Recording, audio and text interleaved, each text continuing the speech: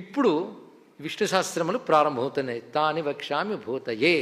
తర్వాత మనం చెప్పేది ఋషి నామ్నాం సహస్రస్య వేదవ్యాసో మహానుషి. ఇది నిజానికి చెప్పాలి అంటే మూల గ్రంథంలో మనకు కనబడదు. తర్వాత ఇవన్నీ చెప్పబడుతున్నాయి. ఋషి నామ్నాం సహస్రస్య వేదవ్యాసో మహాముని. ఎప్పుడైనా మంత్రం చెప్పేటప్పుడు ఋషి, ఛంద, దైవత ఈ మూడిటి పరిజ్ఞానం లేకపోతే మంత్రం ఫలించదు. ఇది ఎప్పుడు గుర్తుపెట్టుకోండి. ఋషిని, ఛందస్సుని, దేవతని తెలుసుకోవాలి. ఇక్కడ ఋషి అంటే ఈ మంత్రం ఎవరు దర్శించారో వాళ్ళు ఋషులు. లేకపోతే కృతజ్ఞత అనే దోషం వస్తుందండి. ఇంత మంత్రం చేసి ఫలితాలు పొందిపోతున్నాం కానీ అది ఎవడి వల్ల వచ్చిందో వాడిని తలంచుకోకపోతే తప్పు కదా. అందుకు ముందు ఋషిని తలంచుకోవాలి. రెండవది ఛందస్సును తలంచుకోవాలి. మూడవది దేవత. ఇవి ప్రధాన మంత్రానికి. అయితే ఇంకా ఉంటాయి కీలకమని, హృదయమని, బీజమని, శక్తి అని మంత్రముల అంగములు. ఒక మంత్రం అనుకుంటాం మనం, మంత్రంలో ఇన్నుంటాయి. కీలకం ఒకటి, హృదయం ఒకటి, ఇంకా చాలా చాలా చెప్పబడతాయి.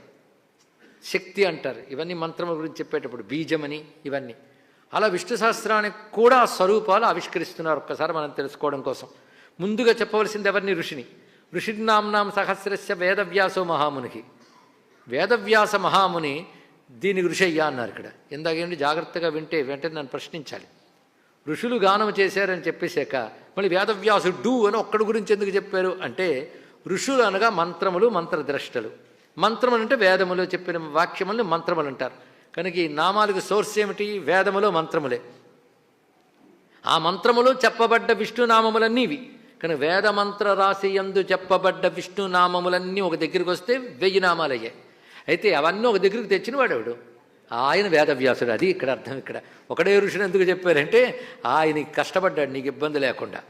వేదములో ఎక్కడెక్కడెక్కడైతే విష్ణు సంబంధమైన నామములు ఉన్నాయో అవి అనంతములు.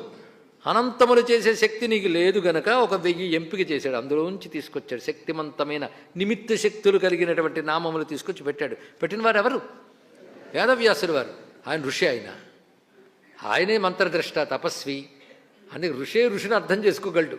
అంతేగాని ఒక ఎలాగో తీరిగ్గా ఉన్నాం కనుక 10 పుస్తకాల దగ్గర వేసుకుని ఇందులోంచి నామాలు తీసుకొచ్చి తయారు చేసి నేనే ఋషిని అంటే అది కూడదు. ఇక్కడ ఋషి శబ్దానికి వ్యాసుల వారే తగినటువంటి వారు.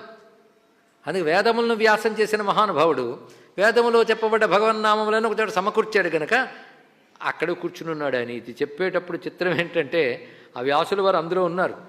అంటే భీష్ముడు చెప్తున్నప్పుడు అక్కడ ఉన్న వాళ్ళల్లో ఎవరెవరున్నారో గమనిస్తే అందరూ ఋషులు ఉన్నారు. ఎక్కువ మంది ఋషులే అక్కడ ఉన్నారండి. అందుకే భీష్ముడు అంటే పట్టుదల కలిగిన ప్రతిజ్ఞాశీలి అన్నారు. ఇక్కడ అతను అటువంటి వాడు ఆచార్యుడు అవుతాట. ఆ పట్టుదల ఉన్నటువంటి వాడు భీష్ముడు అంటే పట్టుదల. శిష్యుడు ఎలా ఉండాలి? యుధిష్ఠిర. యుద్ధంలో స్థిరంగా నిలబడేవాడు యుధిష్ఠిరుడు. అతను మధ్యలో చేసేవాడు కాదు. ఇక్కడ ఆ పేరు అందుకు పెట్టారు యుధిష్ఠిరుడు. మీరు ఇంకోటి అనుకుంటే ధర్మరాజు. అంటే శిష్యుడికి ఉండాల్సిన లక్షణం ఏమిటి?